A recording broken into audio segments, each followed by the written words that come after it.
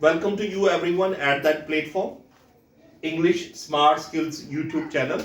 My name is Sayyid Salar Abbas. As you know, I have started up with that series of English lectures.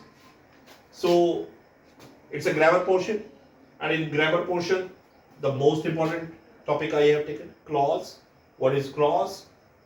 Clause, it is a group of words like sentence, it is a group of words like phrase, it is a group of words having sometimes complete thought like sentence, it is having sometimes complete thought, complete sense, and sometimes incomplete thought like phrase, sometimes it is having incomplete thought.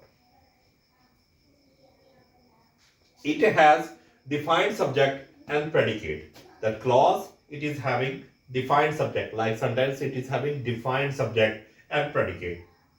Subject, topic of discussion in any sentence, topic of discussion, it is known as subject. Predicate the part of the sentence which let us know something about the subject, we call it predicate. Next definition, a clause is a combination of words. A clause is a combination of words that makes up a larger sentence. Clauses join up together and they form a larger sentence. Group of words containing a subject and predicate. Next definition, group of words containing a subject and predicate. Group of words having subject and predicate and functioning as a member of complex and compound sentence. That clause, like complex sentence, types of sentences. I taught you types of sentences when I was having my video about sentence, that what is sentence, kinds of sentence, types of sentence. And complex sentence, it is one of the type of sentence. Complex sentence actually, it's just a mixture of clauses. One or more than one independent, one or more than one dependent clause. They join up together and they form a complex sentence, larger sentence. Compound sentence, it is having two or more than two independent clauses join up together and they form a larger sentence. Now, kinds of clause. One thing you would keep in your mind that there are two categories of clauses: independent clause, dependent clause. Independent clause, we call it principal clause, main clause. It can stand alone. If we cut it out from the larger sentence, it could convey its meaning still. So we call it independent clause, main clause or principal clause. Second kind of clause is dependent clause. That clause, if we cut it out from the larger sentence, it can't stand by itself. It becomes confusing and it becomes incomplete in its sense, in its idea. We call it dependent clause or subordinate clause. Here I have taken all these complex sentences. It is having the mixture of independent clause and dependent clause. Very first sentence. He was surprised that I am still alive. He was surprised I am still alive. You see, that is a one portion of the sentence, that is a second portion of the sentence. It's been portion one, it's a clause, it is having that subject and it is having that predicate. It is having that subject and it is having that predicate. And that is a conjunction with joining them up together. So here you see, he was surprised.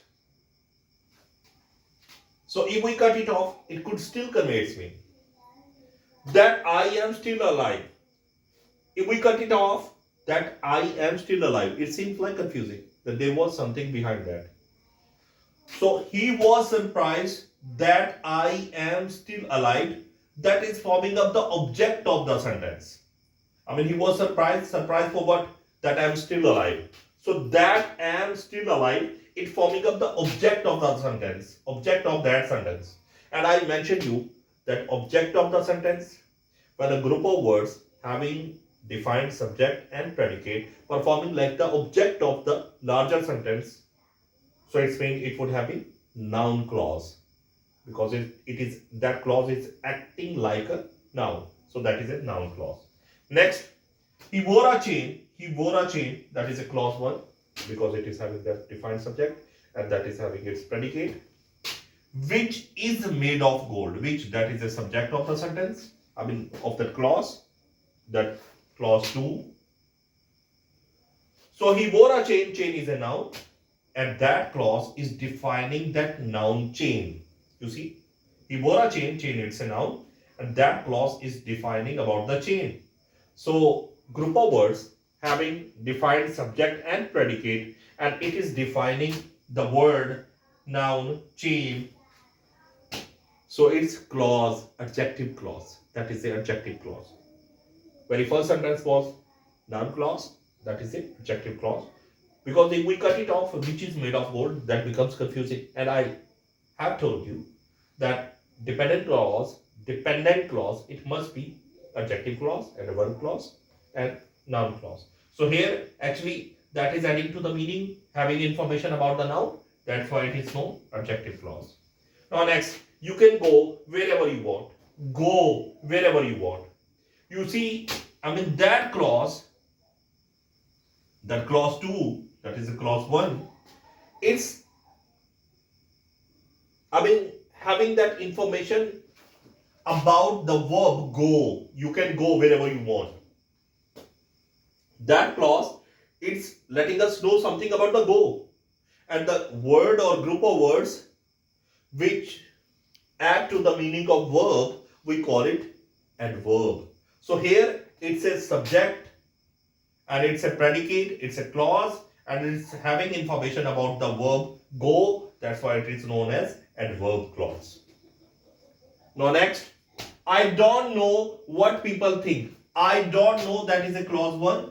What people think, that is a clause 2. So I don't know what people think. What people think, that is forming the object of that larger sentence. I don't know what people think. So here you see that is forming up the object of the sentence. So it means it's a noun clause.